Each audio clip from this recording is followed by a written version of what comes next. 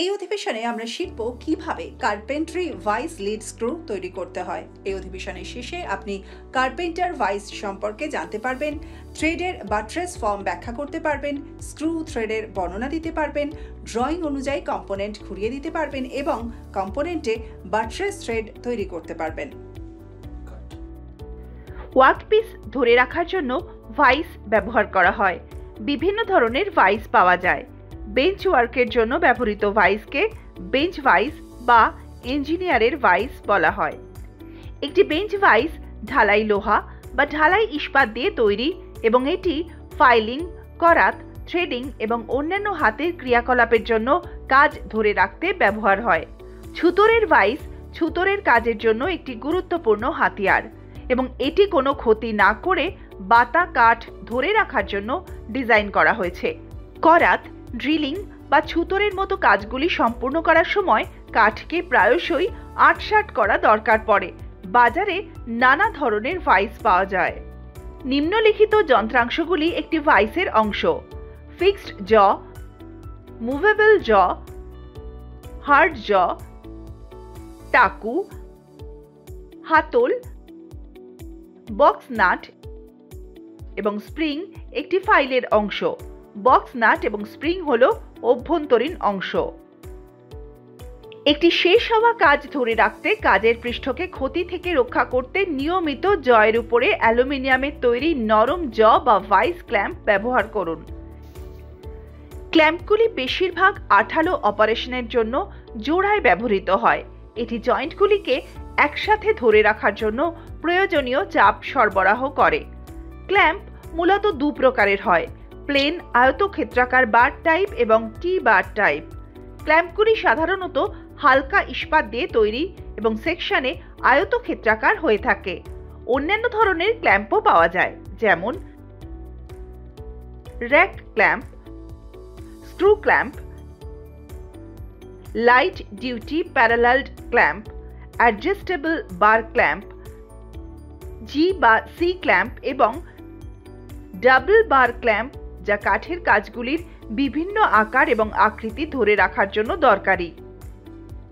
ডায়াগ্রামে দেখানো হয়েছে বাহ্যিক এবং অভ্যন্তরীণ সুতোর প্রোফাইলগুলি ছোট ব্যাসের নন লোড বিয়ারিং ফ্ল্যাঙ্কে ছাড়পত্র সহ, কিন্তু লোড বিয়ারিং ফ্ল্যাঙ্কগুলির মধ্যে কোনো ছাড়পত্র ছাড়াই বা প্রধান ব্যাসের নামমাত্র আকার।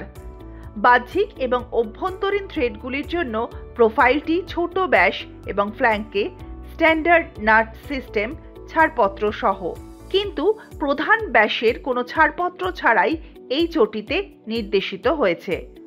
উভয় ডায়াগ্রামে নির্দেশিত মাত্রার সাথে সম্পর্কিত সূত্রগুলি দেখুন। ডায়াগ্রাম FIG4 একাধিক স্টার্ট থ্রেডের প্রোফাইল দেখায়। PH সীসা নির্দেশ করে এবং P পিচ নির্দেশ করে। একাধিক স্টার্ট থ্রেডের সিঙ্গল স্টার্ট থ্রেডের মতো একই প্রোফাইল রয়েছে, যার সঙ্গে সীসা PH, পিচ P সমান। একাধিক স্টার্ট থ্রেডের পিচ P এর জন্য শুধুমাত্র একক স্টার্ট থ্রেডের সীসা P এর জন্য অনুমোদিত মানগুলি নির্বাচন করা যেতে পারে। যাই হোক, একাধিক স্টার্ট থ্রেডের পিচ P এর মাল্টিপল একক স্টার্ট থ্রেডের জন্য অনুমোদিত মানের সাথে সঙ্গতিপূর্ণ নয়।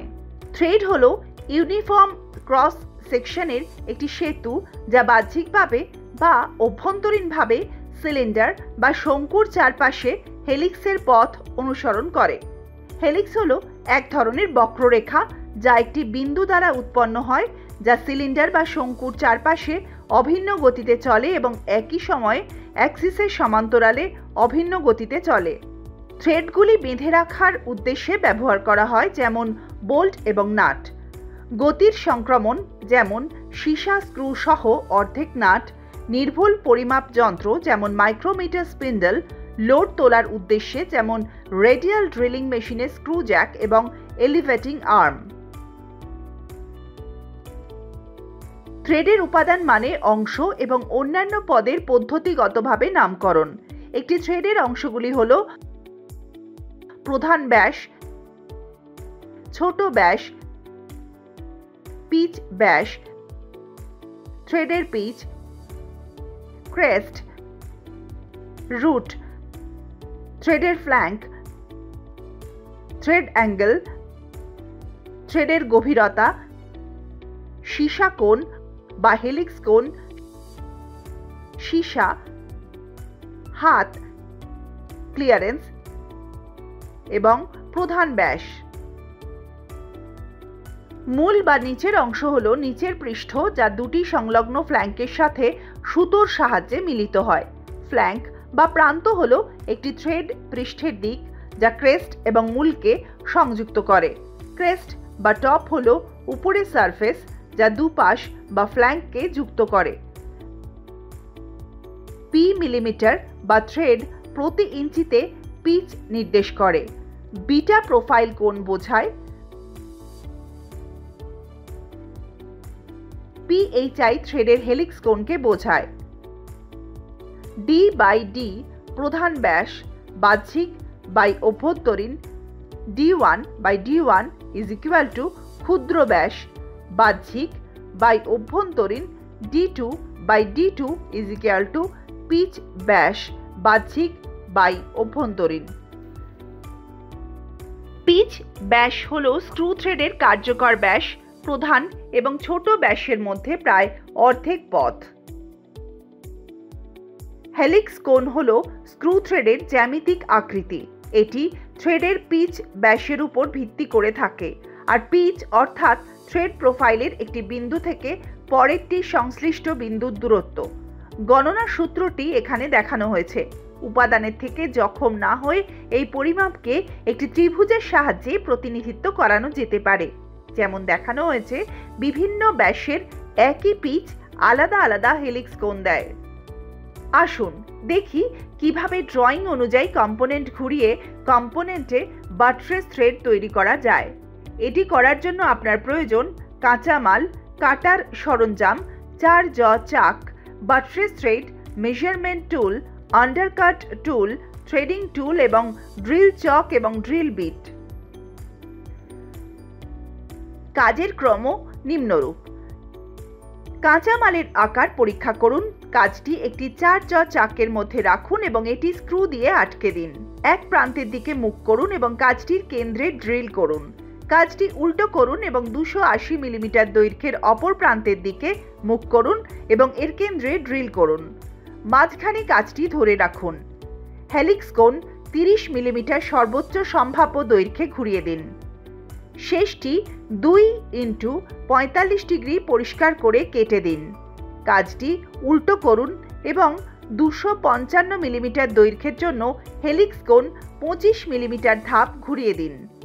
215 মিলিমিটার দৈর্ঘ্যের জন্য স্টেপ হেলিক্স কোণ 7/8 ইঞ্চি বা 22.2 মিলিমিটার ঘুরিয়ে দিন।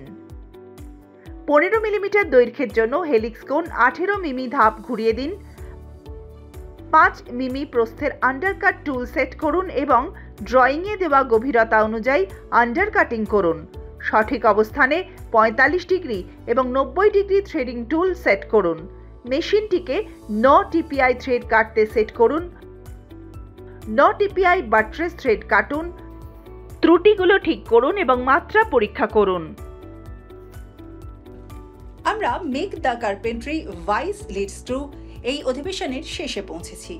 এবার আপনি কার্পেন্টার ভাইস কি তা জানতে পারবেন থ্রেডের বাট্রেস ফর্ম ব্যাখ্যা করতে, স্ক্রু থ্রেডের বর্ণনা দিতে পারবেন, ড্রয়িং অনুযায়ী উপাদান ঘুরিয়ে দিতে পারবেন এবং কম্পোনেন্টে বাট্রেস থ্রেড তৈরি করতে পারবেন।